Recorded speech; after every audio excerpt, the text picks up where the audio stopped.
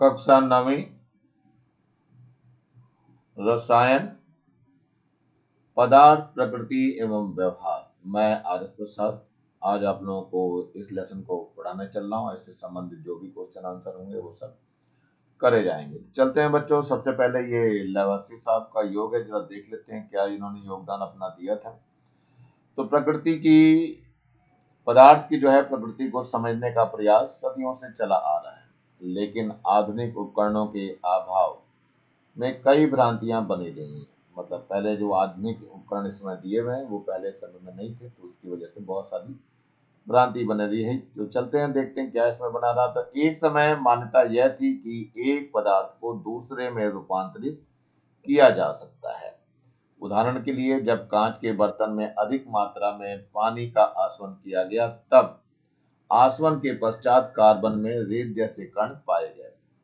अतः यह माना गया कि जल को बहुत देर तक गर्म करने पर वह मृदा के रूप में रूपांतरित हो जाता है।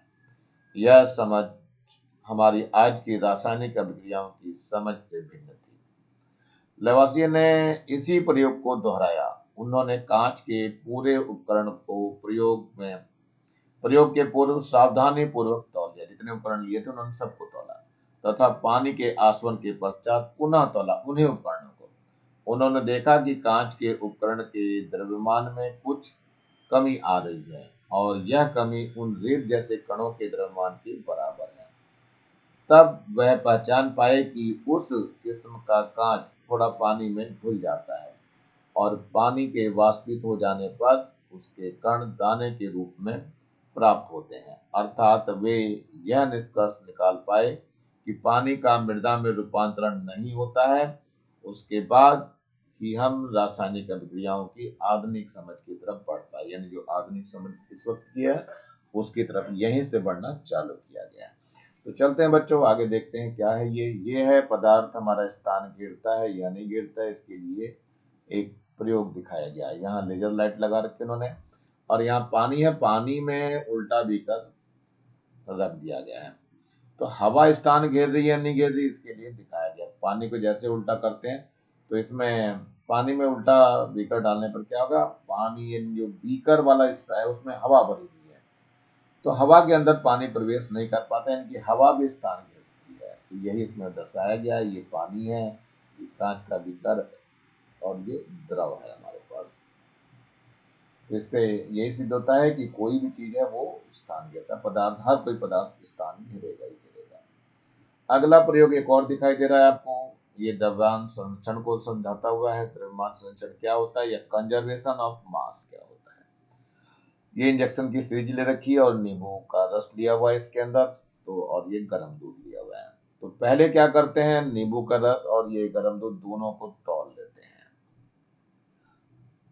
इसके बाद क्या होता है, जब इसको इसमें सिरिंज को डाल दिया जाता है पूरा का पूरा, तो दूध क्या होता है, फट जाता है आपका। यानी दूध जो है नींबू का रस मिलते ही क्या होगा, फट जाएगा, यानी अवक्षेप बन जाते हैं वहां।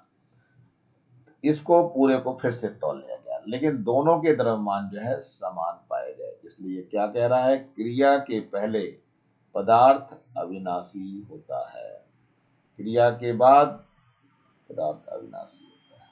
मतलब क्या है, क्रिया के पहले जो किया गया वो और क्रिया के बाद जो किया गया है वो दोनों के दोनों द्रव्यमान समान पाए गए। तो ये इस चीज को बताता है कि पदार्थ अविनाशी होता है, अर्थात यही द्रव्यमान संरक्षण का नियम है। अगले वाले इसमें चित्र में दिखाया गया है, यह प्रकाश का मार्ग दृष्टिगोचर एक में नहीं हो रहा है और एक दो में दिखाई दे रहे हैं। इसका मतलब यह है कि ये जो विलयन दिखाई दे रहा है ये शुद्ध विलयन है, यानी विलयन है ये आपका। बाकी क्या है, ये निलंबन वाले हैं ये सब, ये आपका कोलाइडी विलयन बन जाएगा। इसमें इनमें पदार्थ विचलन करते हुए दिखाई दे रहे हैं, विचलन करते हुए दिख रहे हैं, इसकी वजह से इनका मार्ग इसमें दृष्टिगोचर हो रहा है, यानी दिखाई दे रहा है। इसमें मार्ग नहीं, ये शुद्ध विलयन हो गया हमारे पास। तो ये क्या दिया गया, पहले वाले में इन्होंने नमक का विलयन लिया हुआ है, दूसरे वाले में दूध तथा पानी का मिश्रण लिया हुआ है, और तीसरे वाले में चाक पाउडर तथा पानी का मिश्रण लिया गया है। मिश्रण वाले में जो है ये प्रकाश विजिबल हो जाएगा, यानी दिखाई देगा का प्रकाश का मार्ग। लेकिन विलयन वाला, नमक का जो विलयन बनाया गया है इसमें बिल्कुल भी अब चलते हैं अगले उसकी तरफ। ये हमारा एक और दिखाई दे रहा है, किसी भी चीज को छानते कैसे। तो ये छन्ना पत्र आपको गोल सा दिखाई दे रहा है, इसको आधा बीच से यहाँ से मोड़ लीजिए। मोड़ने के बाद ये ऐसा दिखाई देगा। अब इसके बाद जो है इसको चौथा हिस्सा यानी यहाँ से मोड़ लीजिए, ये मोड़ करके अब इस कोन जैसा बनाने का प्रयास करिए। इस कोन को इस कीप में डाल देते हैं, कीप दी हुई है, कीप में यानी फनल कहते हैं इसको, फनल में इसको डाल देते हैं। कीप में डाल देंगे तो क्या होगा, ये छन्ने का काम करना चालू कर देगा। अब जो है कांच की छड़ है, इस कांच की छड़ से बीकर की सहायता से जो बना हुआ है विलयन, इसको यहाँ से डालते हैं या मिश्रण जो भी है डाल देते हैं। तो छन्ने के रूप में यहाँ क्या होता है, ऊपर विलय की मात्रा रुक जाती है और विलायक नीचे पहुंच जाता है। तो ये छन्ना पात्र के साथ कीप में नितरा हुआ द्रव है, ये कीप दिया हुआ बीकर है, ये छना हुआ द्रव, तो नीचे छन करके द्रव आ जाता है और ऊपर जो है आपका निलंबन या जो भी चीजें होते हैं विलय, वो पदार्थ ऊपर ही रुक जाता है। ये छानने का एक मेथड है हमारे पास दिया हुआ केमिस्ट्री में, इसी मेथड का हम उपयोग करते हैं। यहाँ पर एक टिंडल प्रभाव दिखाई दे रहा है आपको। टिंडल प्रभाव क्या आता है, प्रकाश की किरणों को यदि किसी कोलाइडी विलयन में, ये कोलाइडी विलयन है आपको दिया हुआ है, इसके अंदर क्या करते हैं, डालते हैं इस लेजर को, तो ये अंदर प्रकाश का मार्ग हमें दिखाई देता है। ये जो प्रकाश का मार्ग दिखाई दे रहा है इसी को टिंडल प्रभाव कहा जाता है। यानी प्रकाश किरण कोलाइड के अंदर दिखाई देती है, इसी प्रभाव को हम क्या कहते हैं, टिंडल प्रभाव कहते हैं। तो टिंडल प्रभाव अच्छी तरह समझ में आ जाना चाहिए। होता क्या है इसमें, देखिए ब्राउनियन गति देखिए क्या होती है। ये रॉबर्ट ब्राउन ने सबसे पहले दिया। तो कोलाइडी जो विलयन है उसके कणों को अगर हम माइक्रोस्कोप से देखते हैं तो उनकी गति ऐसी ही दिखाई देती है जैसी दिखाई देती है। इसका कारण ये है बच्चों कि जैसे ही ये कण चलता है तो जब तक इसके मार्ग में कोई दूसरा कण नहीं मिलता तब तक सीधा चलता है, लेकिन जैसे ही दूसरा कण कोलाइडी कण मिलता है तो उससे टकरा करके ये अपना रास्ता मोड़ देता है। तो ये पहले ये इधर को गया, मुड़ करके अब इधर आ गया है। फिर यहाँ पे कोलाइडी कण अगर मिलता है तो वो टकरा करके सीधा इधर आ जा रहा है। ये किसी भी डायरेक्शन में वो उसको भेज सकता है। यहाँ आकर के फिर से ये कोलाइडी कण से टकरा गया है, इसका रास्ता फिर बदल गया है, बेचारे का इधर चला गया ये। अब यहाँ पर आकर के फिर से कोलाइडी कण टकराया है तो ये इधर को आ गया, देखो ये। अब यहाँ पर फिर कोई कोलाइडी कण टकराया हुआ यहाँ पे, तो यहाँ से क्या हो गया है, फिर पीछे को मुड़ गया है ये। और यहाँ आते ही फिर कोलाइडी कण से टकरा रहा है तो ये तो क्या हो गया, इसका रास्ता यहाँ फिर मुड़ गया है। और यहाँ से फिर टकराया है तो ये सीधा ऊपर की ओर चला गया है। ये सीधा जाएगा बच्चों, मेरा पेन सीधा नहीं चल पाया, तो बिल्कुल सीधा ही चलता है बच्चों। इस तरह से ये जिगजैग मोशन आपको दिखाया दिया। इसी गति को हम ब्राउनियन गति कहते हैं। रॉबर्ट ब्राउन ने सबसे पहले देखा था, इसलिए इसके नाम पर ही इसको रॉबर्ट ब्राउनियन ब्राउनियन गति कहा जाता है। आगे यह है जल हमारे पास मिश्रण है या यौगिक, उसका ये प्रयोग किया गया है। इन्होंने क्या करा है, इसमें अम्लीय जल लिया यहाँ पर नीचे वाले उसमें, और ये 2 इलेक्ट्रोड दिखाई दे रहे हैं आपको, कार्बन इलेक्ट्रोड दिखाई दे रहा है इसमें। नीचे से हमने 9 वोल्ट की बैटरी लगाई हुई है और यहाँ से विद्युत धारा देनी चालू की है। तो जो जल है उसका अपघटन हो जाता है हाइड्रोजन गैस में और ऑक्सीजन गैस में। तो ये ऑक्सीजन गैस आपको ऊपर की तरफ एकत्र होती दिखाई दे रही है यहाँ पे, और यहाँ पर हाइड्रोजन गैस एकत्र होती है। रीजन मतलब क्या है, जैसे ये H2O है तो इसका विद्युत अपघटन करते हैं तो क्या बन जाता है, हाइड्रोजन गैस बनती है और ऑक्सीजन गैस बन जाती है। इसको बैलेंस कर लीजिए, 2 यहाँ आ गया, 2 यहाँ हो गया। इसीलिए आप लोग देख रहे हो हाइड्रोजन जो यहाँ दिखाई दे रही है, ये वाली हाइड्रोजन है और ये ऑक्सीजन है। तो हाइड्रोजन का देखो दुगना आयतन यहाँ पे दिखाई दे रहा है। ये देखो जस्ट डबल है, किससे दुगना है, इस ऑक्सीजन से। देखो दुगना आयतन दिखाई दे रहा है, इसी वजह से ये आयतन दुगना दिखाई देता है। तो ये आपका क्या है, विद्युत अपघटन की सहायता से ये सिद्ध किया गया कि जल जो है वो यौगिक है, न कि मिश्रण है। चलिए नेक्स्ट को जरा लेसन का कुछ सारांश दिया हुआ है वो उसको देखते हैं, जरा हम पढ़ते हैं। पदार्थ स्थान घेरता है, अभी दिखाया था, तथा उसमें द्रव्यमान होता है। पदार्थों को मिश्रण तथा शुद्ध पदार्थ में वर्गीकृत किया जाता है। मिश्रण में एक से अधिक पदार्थ किसी भी अनुपात में मिले होते हैं। इसमें अवयवी पदार्थ के गुण पाए जाते हैं। ज्यादातर अवयवी पदार्थ को सामान्य भौतिक विधियों द्वारा अलग किया जा सकता है। मिश्रण में जब अवयवी कणों का वितरण समान हो तो उसे समांगी तथा वितरण असमान हो तो उसे विषमांगी मिश्रण कहते हैं। विलयन 2 या 2 से अधिक पदार्थों का समांगी मिश्रण है। विलयन का वह अवयव जिसकी मात्रा अधिक हो उसे विलायक तथा जिसकी मात्रा कम हो उसे विलेय कहते हैं। विलयन की सांद्रता का अर्थ है किसी विलयन की दी गई मात्रा में उपस्थित विलेय की मात्रा। अधिकतर हम प्रतिशत में बताते हैं। वह मिश्रण जिसमें कणों का आकार इतना बड़ा हो कि उसे आंखों से देखा जा सके निलंबन कहलाता है। जब कण आंखों से दिखाई देने चालू होते हैं तो उनको हम कहते हैं निलंबन।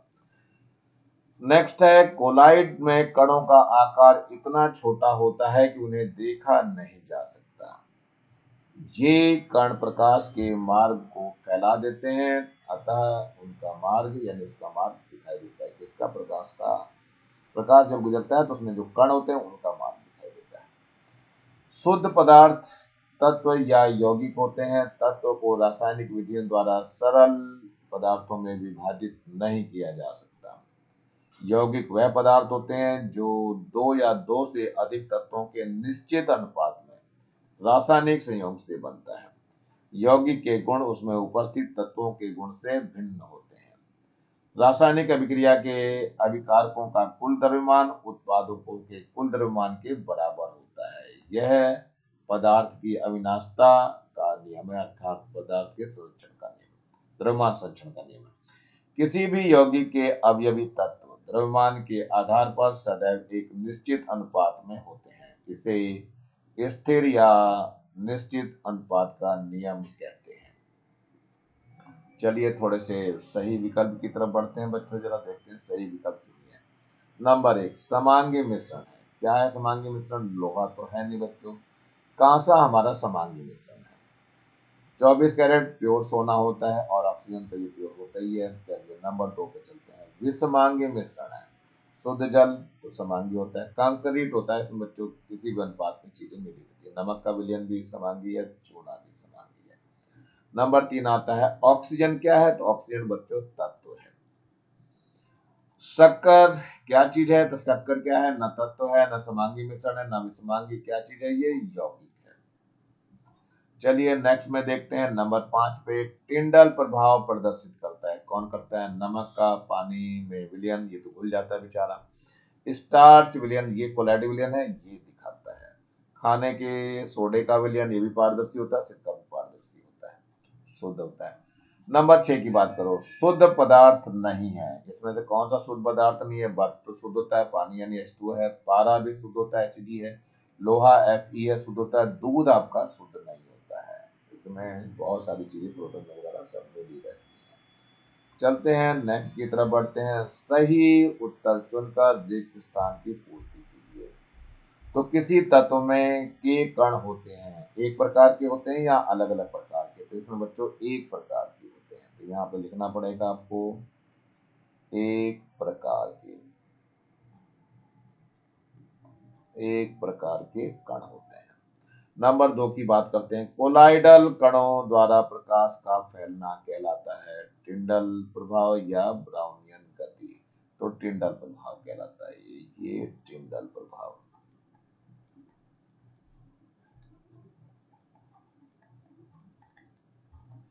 चलिए नंबर 3 है टिंचर आयोडीन विलयन में आयोडीन है, विलेय है, ये विलायक, तो ये बच्चों विलेय है। ये मैं भी बताऊंगा क्या चीज है टिंचर आयोडीन। अगला है नंबर 4। के कणों को छन्ना पत्र द्वारा छानकर पृथक किया जा सकता है, निलंबन के या कोलाइड? तो निलंबन को कर सकते हैं बच्चों, कोलाइड को नहीं कर सकते हैं। निलंबन। अगला है हमारे पास 5वां। के कण आंखों से नहीं देखे जा सकते, तो विलियन के बच्चों नहीं देखे जा सकते, तो यहाँ पर विलियन लिखना है आपको। चलिए नेक्स्ट की ओर बढ़ते हैं। जरा ये कुछ और कह रहे हैं, जो चोट बताना तो मैंने टिंचर आयोडीन क्या थी।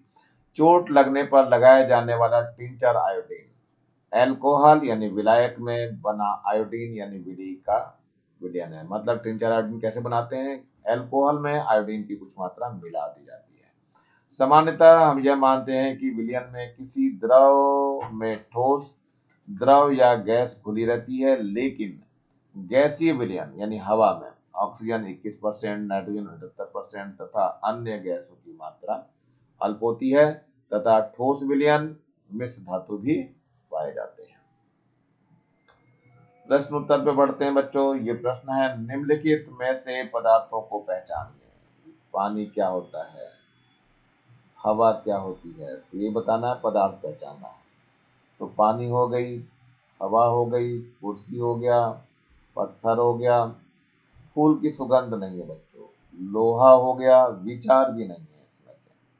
तो पदार्थ जो है, जो अनुभव किए जाते हैं, मतलब दिखाई देता है थोड़ा, विचार नहीं दिखेंगे, सुगंध भी नहीं दिखाई देगी, तो ये इसकी सीमा से परे हो गया। तो उत्तर में आ रहा है पानी, हवा, कुर्सी, पत्थर और लोहा।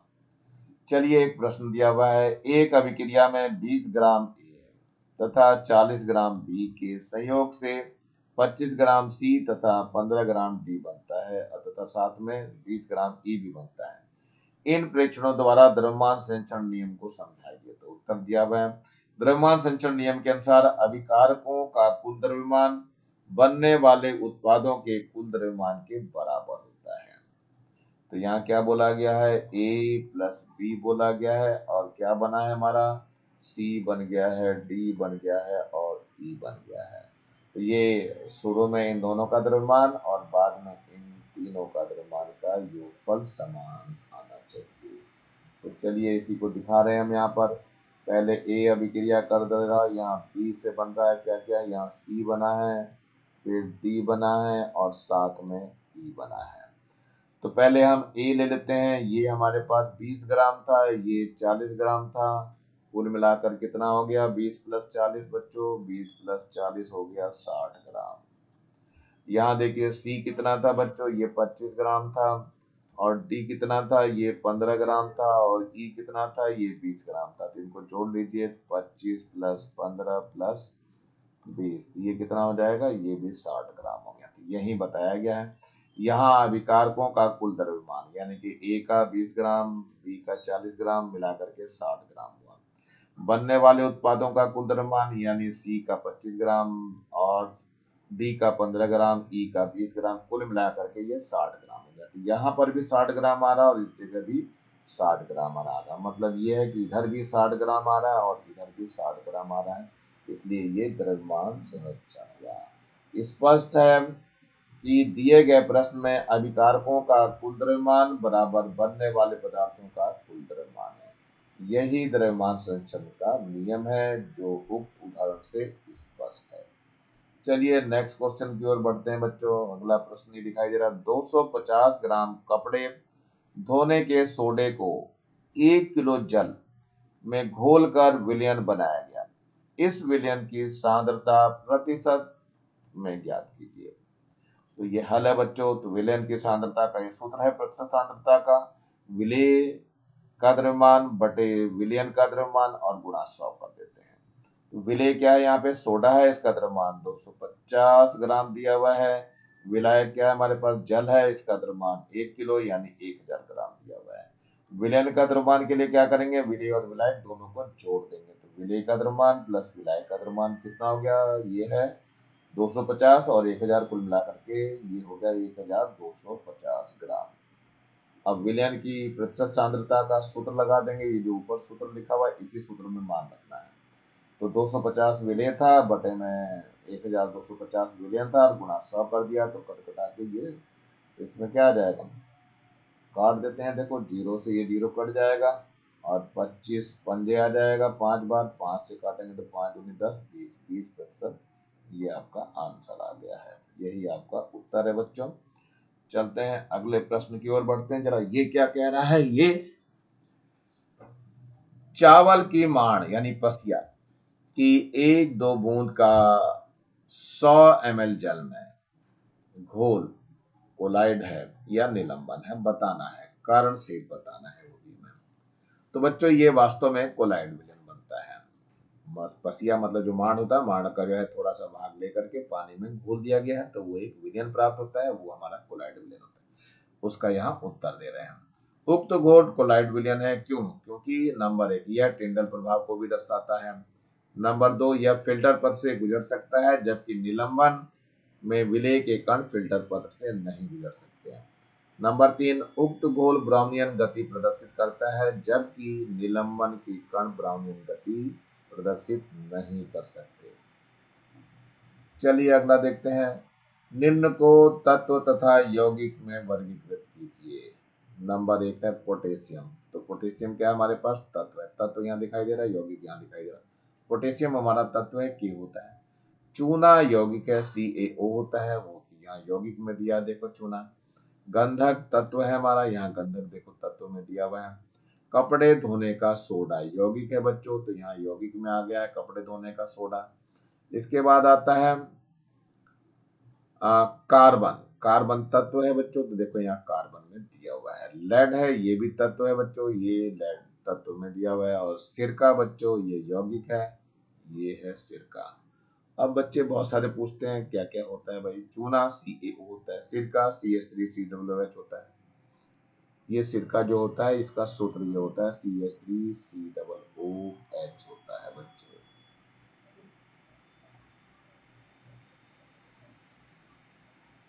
कपड़े धोने का सोडा यानी ये कपड़े धोने का सोडा, इसका सूत्र होता है Na2CO3।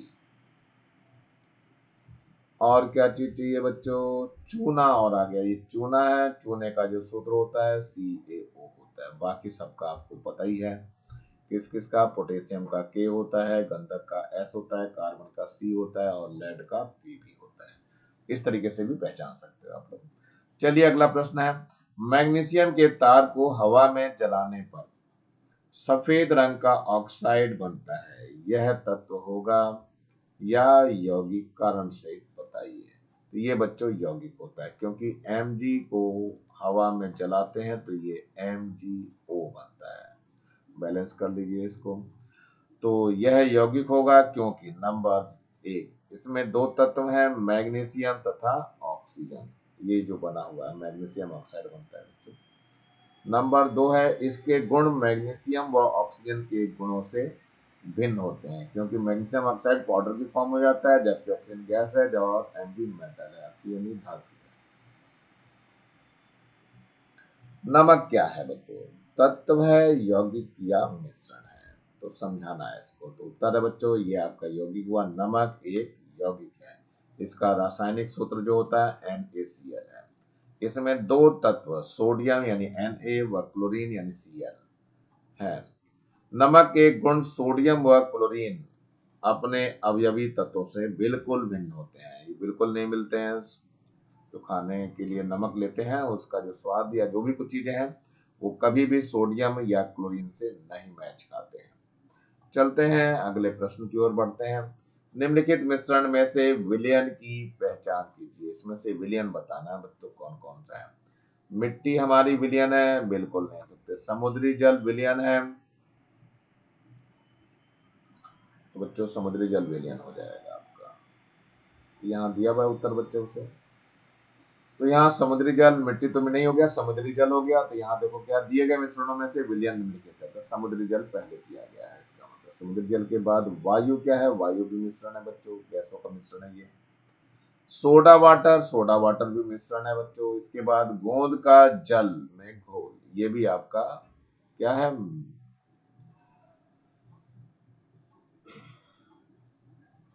विलयन है बच्चों। और इसके बाद एक और बच गया हमारे पास, दूध का जल में घोल, ये भी आपका विलयन है। ये सारे आपके विलयन है, सिर्फ क्या नहीं है आपका, मिट्टी जो है वो विलयन नहीं है।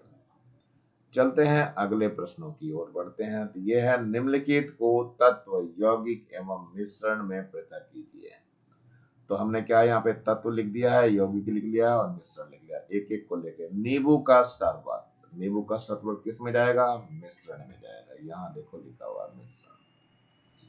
इसके बाद चलता है नंबर 2 पे, चट्टान क्या चीज है बच्चों, चट्टान भी मिश्रण में जाएगी, तो यहाँ चट्टान देखो मिश्रण में।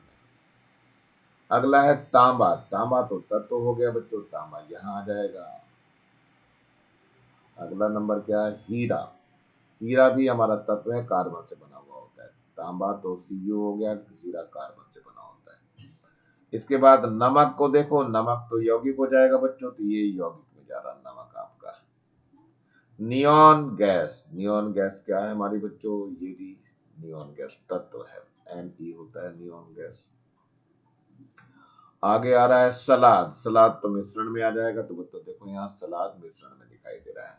शुद्ध पानी, शुद्ध पानी यौगिक में आ जाएगा, ये यौगिक दिखाई दे रहा है यहाँ पे। एल्यूमिनियम, तो ये तत्व है बच्चों, ये एल्यूमिनियम यहाँ दिखाई दे रहा है आपको दिया हुआ, एल्यूमिनियम का Al होता है संकेत। चांदी, चांदी भी तत्व है आपका, इसका Ag होता है संकेत। इसके बाद आ जाइए, चांदी आ चुका है, चांदी के बाद कहाँ गया, ये रहा साबुन। साबुन आपका क्या चीज हुआ, साबुन आपका यौगिक है। इसके बाद है रक्त, रक्त क्या है हमारे पास, मिश्रण होता है, कई सारी चीजों का मिश्रण है बच्चों। कार्बन डाइऑक्साइड, ये तो यौगिक हो गया, जो कि यहाँ यौगिक में लिखा हुआ है कार्बन डाइऑक्साइड। और सोडियम आपका तत्व हो गया, ये लास्ट में सोडियम दिया हुआ है, जिसका संकेत Na होता है। चलिए नेक्स्ट की ओर बढ़ते हैं बच्चों। ये है हमारे पास, निम्नलिखित को उदाहरण सहित व्याख्या कीजिए, इनकी व्याख्या करनी है। शुद्ध पदार्थ की पहले व्याख्या करनी है, तो देखते हैं उत्तर में शुद्ध पदार्थ क्या चीज है। तत्व अथवा यौगिक शुद्ध पदार्थ कहलाते हैं, जिन्हें असरल रूप में पृथक नहीं किया जा सकता है। उदाहरण के लिए तत्व सोना, चांदी, तांबा और लोहा आदि। ऑक्सीजन भी है इसी में आपको दी हुई है, नाइट्रोजन आदि है। यौगिक की बात कर लेते हैं, तो यौगिक क्या है बच्चों, कार्बन डाइऑक्साइड है और जल आदि, ये यौगिक हो गया। संतृप्त विलयन क्या होता है बच्चों,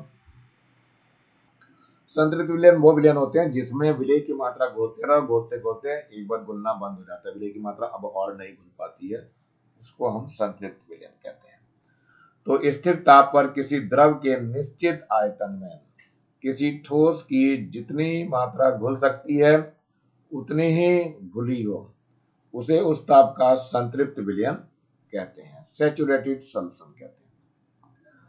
कोलाइड विलयन क्या होता है बच्चों, कोलाइड को हम कलिल या कोलाइड कहते हैं। कोई पदार्थ नहीं होते वरन किसी विलेय पदार्थ की विशेष अवस्था होती है, जबकि इसके जली विलयन पार्चमेंट पेपर या जंतु झिल्ली में से आसानी से विस्तृत नहीं होते हैं या बहुत मंद गति से विस्तृत होते हैं, जैसे स्टार्च, गोंद, जिलेटिन, एल्ब्यूमिन। इनकी गोंद जैसी प्रकृति होने के कारण इनको कलिल यानी कोलाइड कहा गया है। कोलाइडी विलयन में कणों का आकार जो होता है वो 10 की घात -4 सेंटीमीटर से 10 की घात -7 सेंटीमीटर होता है। किसी भी क्रिस्टलार यानी क्रिस्टलॉइड को कोलाइड अवस्था में परिवर्तित किया जा सकता है। कोलाइड विलयन दो प्रकार के होते हैं। नंबर 1 होता है द्रव स्नेही कोलाइड। क्या होता है, यह शीघ्रता से कोलाइड विलयन बनाता है, मतलब द्रव के संपर्क में आते ही बहुत जल्दी कोलाइड विलयन बना लेता है। दूसरा क्या है, द्रव विरोधी कोलाइड, यानी विशेष विधियों से कोलाइड विलयन बनता है। ये जल्दी बनता नहीं है, बहुत मुश्किल से बनता है, कोई विशेष विधि लगानी पड़ती है तभी जाकर के ये बनेगा। निलंबन की बात करते हैं, क्या है निलंबन में विलेय के कण माध्यम में घुले नहीं है परंतु माध्यम में निलंबित रहते हैं। निलंबित कणों को आंखों से देखा जा सकता है। चौक तथा पानी का मिश्रण, चौक के कण आसानी से आंखों से दिखाई देते हैं। रेत तथा पानी का मिश्रण, तो पानी में रेत के कण दिखाई देते हैं, आदि निलंबन है। गुण देखते हैं। नंबर 1 निलंबन यानी निलंबित कण बड़े आकार के होते हैं। नंबर 2 मिश्रण को स्थिर छोड़ने पर निलंबित कणों का तली में बैठना आरंभ हो जाता है। नंबर 3 निलंबित कणों को छन्ना कागज से अलग कर सकते हैं। नंबर 4 है निलंबित कण प्रकाश को फैलाते हैं, इससे प्रकाश का मार्ग दिखाई पड़ता है तथा कण भी देखे जा सकते हैं। टिंडल प्रभाव। नंबर 5 है निलंबित विषमांगी मिश्रण होता है, यह पृथक पृथक भागों पर पृथक पृथक संगठन प्रदर्शित करता है या दर्शाता है। अगला प्रश्न है, किसी एक क्रियाकलाप के द्वारा सिद्ध कीजिए कि शक्कर में पानी का घोल विलयन है। सबसे पहले बना लेते हैं भाई विलयन को। एक बीकर में 100 ml पानी लें, फिर नंबर 2 में पानी में 1 चम्मच शक्कर डालें। विलयन को कांच की छड़ से तब तक हिलाइए जब तक कि शक्कर पूरी तरह घुल न जाए। शक्कर आंखों से दिखाई देती है, क्या शक्कर को छाना जा सकता है, क्या शक्कर तली में बैठ जाती है, क्या शक्कर के कण प्रकाश की किरणों को फैलाते हैं, इसलिए प्रकाश का पथ दिखाई देता है। क्या सभी जगह पानी का स्वाद समान है? इस क्रियाकलाप से यह निष्कर्ष निकलता है कि यहाँ शक्कर विलेय तथा पानी विलायक है। विलेय में शक्कर एक समान रूप से मिश्रित है, इसमें शक्कर के कण अत्यंत छोटे हैं। नंबर 3 में अत्यंत छोटे होने के कारण शक्कर के कणों को छान नहीं सकते। शक्कर के कण हल्के हैं, तली में नहीं बैठते। छोटे आकार के कारण शक्कर के कण प्रकाश की किरणों को नहीं फैला सकते, अतः विलयन में प्रकाश का मार्ग नहीं दिखाई पड़ता। उक्त लक्षणों से सिद्ध होता है कि शक्कर में पानी का घोल विलयन है। प्रश्न है अगला हमारा, किसी ठोस की द्रव में विलेयता पर तापमान का क्या प्रभाव पड़ता है? विलेयता बढ़ जाती है बच्चों, क्रियाकलाप द्वारा समझाइए। उत्तर है बच्चों, क्रियाकलाप देते हैं। एक बीकर में 100 ml जल ले लें, उसमें 1 चम्मच नमक मिलाकर कांच की छड़ से हिलाएं, इसमें तापमापी लगाएं। क्या नमक पूरी तरह घुल गया है? ताप नोट करें। 1 चम्मच नमक और मिलाएं, कांच की छड़ से हिलाएं। क्या नमक पूरी तरह घुल गया है? प्रत्येक बार ताप का नोट करते जाएं, ताप बढ़ाते रहें, नमक और अधिक मिलाते रहें। देखें कि क्या नमक पूरी तरह घुल गया है। ताप नोट करें। क्या ताप और बढ़ाने से नमक पुनः तली में बैठ जाता है? चलिए ये उत्तर पाते हैं। इसमें इस क्रियाकलाप में हम यह निष्कर्ष पर पहुंचते हैं कि किसी ठोस की द्रव में विलेयता ताप बढ़ाने के साथ आरंभ में बढ़ती है और एक निश्चित ताप पर अधिकतम हो जाती है, और ताप बढ़ाने पर विलेयता घटती है। यानी अनबुझे चूने के पानी में विलेयता ताप बढ़ाने पर घटती है। चलते हैं अंतर की तरफ। विलयन, कोलाइडी तथा निलंबन में अंतर लिखिए। तो उत्तर है बच्चों, देखो ये विलयन है आपका, ये कोलाइडी है और ये निलंबन है। एक एक के बारे में पढ़ते हैं। पहले नंबर 1, विलयन फिल्टर पथ से गुजर सकता है। ये क्या है? कोलाइडी विलयन भी फिल्टर पथ से गुजर सकता है, लेकिन ये नहीं। इसमें विलेय के कण फिल्टर पथ से नहीं गुजर सकते। नंबर 2, इनका संगठन समांगी होता है। कोलाइडी में क्या होता है? इनका संगठन विषमांगी होता है, और निलंबन में इनका भी संगठन विषमांगी होता है। नंबर 3 की बात करते हैं। विलयन के द्वारा प्रकाश का प्रकीर्णन नहीं होता, यानी टिंडल प्रभाव नहीं दर्शाता। कोलाइडी विलयन द्वारा प्रकाश प्रकीर्णन होता है, यानी टिंडल प्रभाव को दर्शाता है।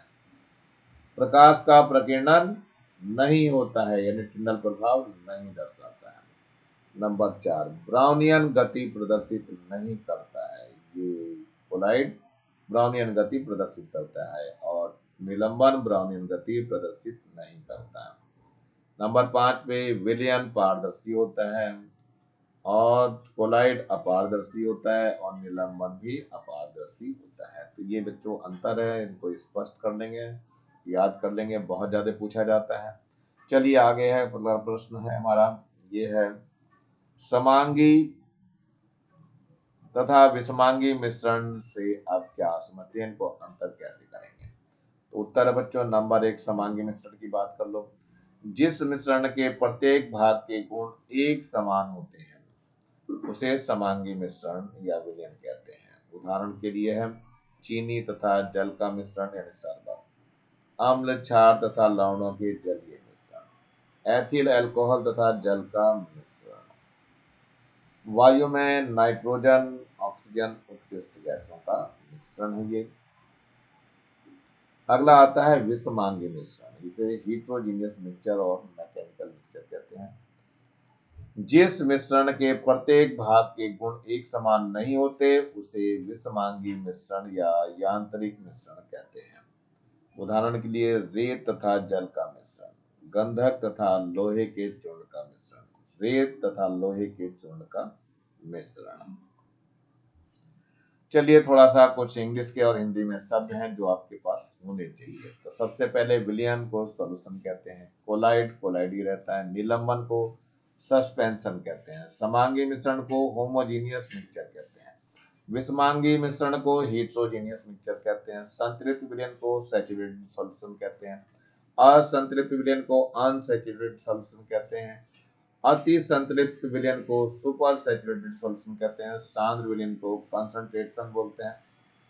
और विलेयता को, सांद्रता को कंसंट्रेशन, विलेयता को सॉल्युबिलिटी और विलायक को सॉल्वेंट बोलते हैं। विलेय को सॉल्यूट बोलते हैं। टिंडल प्रभाव को टिंडल इफेक्ट, ब्राउनियन गति को ब्राउनियन मोशन, अपकेंद्रीय बल सेंट्रीफ्यूगल फोर्स, द्रव्यमान संरक्षण कंजर्वेशन ऑफ मास। चलिए मिश्र धातुएं क्या होती है एक बार समझ लेते हैं। मिश्र धातुएं धातुओं के ऐसे समांगी मिश्रण जिनके अवयवों को भौतिक विधियों के द्वारा अलग नहीं किया जा सकता, लेकिन इन्हें मिश्रण माना जाता है। उदाहरण के लिए पीतल, पीतल में 60 से 80% तांबा तथा 20 से 40% जस्ता होता है। मिश्र धातुएं जिन अवयवों से मिलकर बनी है उनके गुणों को दर्शाती है। इसी के साथ बच्चों ये लेसन समाप्त हो रहा है। नीचे लाल रंग का बटन दिखाई दे रहा है, उसको जरूर दबा के सब्सक्राइब करें। वीडियो अच्छा लगा हो तो लाइक करें, कमेंट सेक्शन में कमेंट्स करना ना भूलें और ज्यादा से ज्यादा बच्चों को शेयर करें जिससे ज्यादा बच्चों को फायदा हो सके। और इस बेल आइकन को भी दबा लें जिससे मैं नया वीडियो उसका नोटिफिकेशन तुरंत मिल सके। मेरे चैनल को देखने के लिए आप लोगों का बहुत बहुत थैंक्स। इसी के साथ मैं आर.एस. प्रसाद आज का वीडियो यही समाप्त करता हूँ। मिलता हूँ अगले वीडियो में नए टॉपिक के साथ। तब तक thank you, have a nice day.